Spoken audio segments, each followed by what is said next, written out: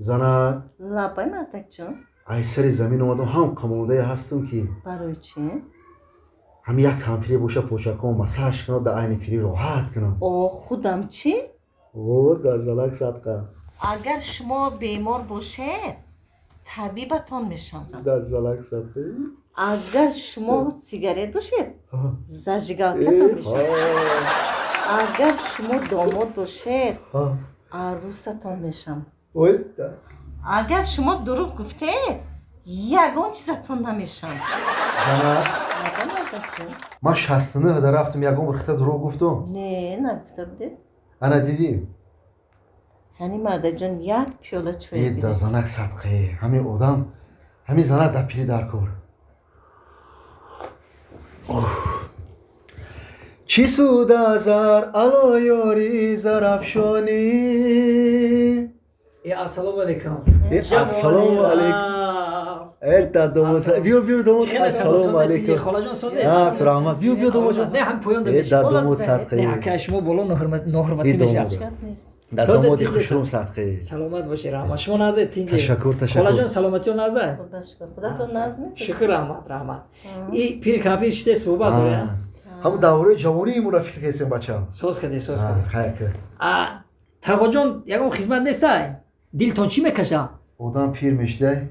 دلش یک چیزی میکشیده که چی میکشه گوزنه تقا جان همین دلو میخواه که همین دل چیگره که گوسفند کتی گوشتی گوسفند باشه و 3 کیلو همین خوله ها کرد ده همین دریده ایش سزنه و اوست سزنه و همین یک طواق ده بیارم مونه خوریم یکم پرابلم نیسته تقا جان همین گوشتی گوسفند گفته روزی 100% اینه ساعت مگیره تقا جان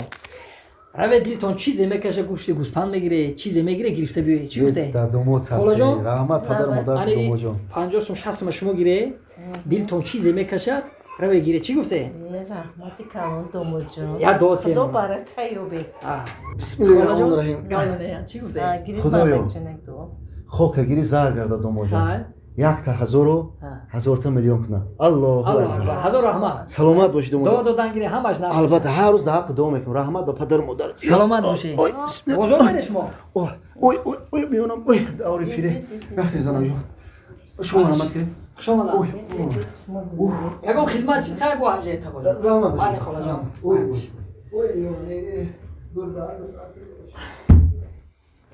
جوانی رفت زنک او زنک لابای مردک بیو کو سوزی تینجی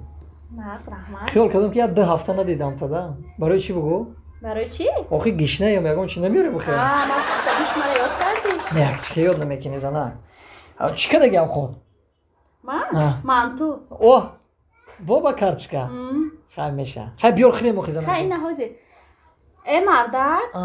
پنسیای دادم اوچه ما گرفتی؟ گرفتم ها زیرک در دستشون دادم بازار رفتن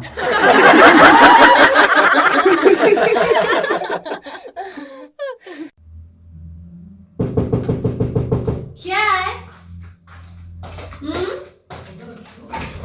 او مردک بیا چی کده نه؟ سازی تینجی سلامتو چی کده؟ ناز بیا مردک کزم او میگذارم آخود کدگی ای مردک برای دی چند نمو در خود کردگی ای بار همین گشنه ما همین خیلی بگذار مردک پیش نزنی من زبه مردک بوری اتایده زنک خوبی و بیدار بدارم بیداره خوب نبور چی؟ نه خواب نبرده استای شکمم درد داره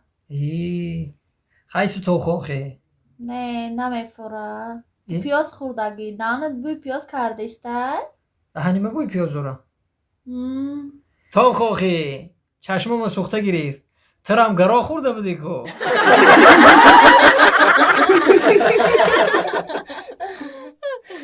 ای منیجا جون بیا خونه برویم بشینیم کمتر گپ کنیم دم گنگ در میستی دیگه آخه مخایا جان باورم کنی نکردی که دل ما گرفتم میخونه یا مایده در بیره هوای تازه بشینه نه کی راست میگی میگم منیجا جون امی یک سوال دارم تو ده امی اکا حسنا میگم 25 26 ساعت امی اودان در بیرون راسته امی چی بود ام بیرون میستوده باشه من حیرون زورم مخایا جان جون این یکای حسن تشکیل چیه در میدون چی را تشکیل میکنه؟ این اگر که لیفت کار نکنه لیفت ساز میکنه ها آوا ساز میکنه این با برای پدیزا برای سوید برای کمونالی برای همه چه مردک همینجا را همو آباد میکنه ای برای همین شب و روزی درست این بیچاره دبرین آفرین ای آفرینش آفرین اینه ای. که آدمی در کاری بده میگم مهیجان می گودک میگم کدومی اینمی کتگی میکنه تلفنی دستش نگاه اینم کو گودک میگم گودک دینانگی تلفنی دستش نگاه کو اینم تمه گردن هم طرف فوکش چخته کو میگفتگی باره کی آتش در بازار سخاوت سبزی فروش باشه مردک برو اومدی کار میری کار میرم گوش کزنم دیگه ایس پس ما ترا قطعی دگونت نبینم فهمیدی؟ برای چی مردک؟ برای چی مردک؟ پرس دین در بین مردم برای یک شپلاق زد هایو تو برای چی در بین مردم شما را شپلاق زدی؟ میبخشید گونا جونو من ناو گفتنی بدم دریا دم ناو زدینا دینا شوی تو میدونی چیکار کرد مرا در همین پش پدیز ایستادگی بدم چون هر وقته همین گذشت موبایل مردم در قپی دمی هم چکم کرد ای بای چیه تو برای همه خفه شدی با تا شوی ما خفه نشه چی با؟ او ایده است شوی ما فقط همین چه کدن میویا دیگه اگان کار ایده است نمیویا میدونم همین فهمیدم که دست شگون کار نمیویا برای نمو یک شپلاق زدم شب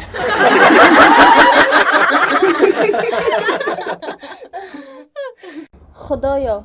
برای خودم هیچ چیز نمیخوام برای پدر و مادرم یا دامادی پولدار ماشیندار خانه‌دار نصیب گردان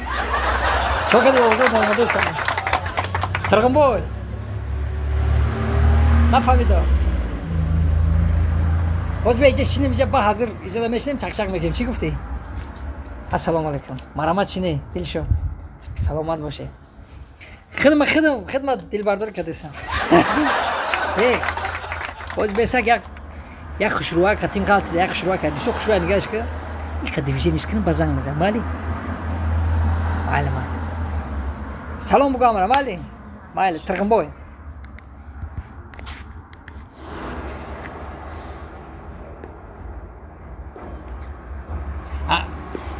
کی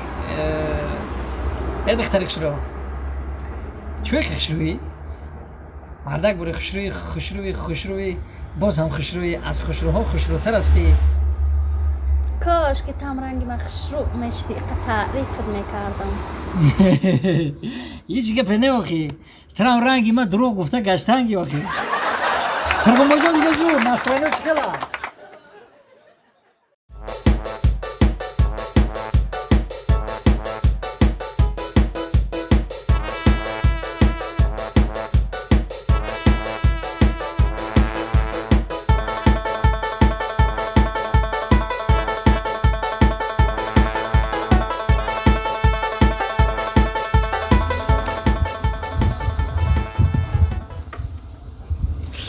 نیسته یکون دختره که تو با تی قنوز کنم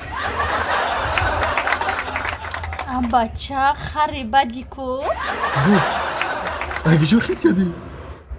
آخی بوی خر کردستی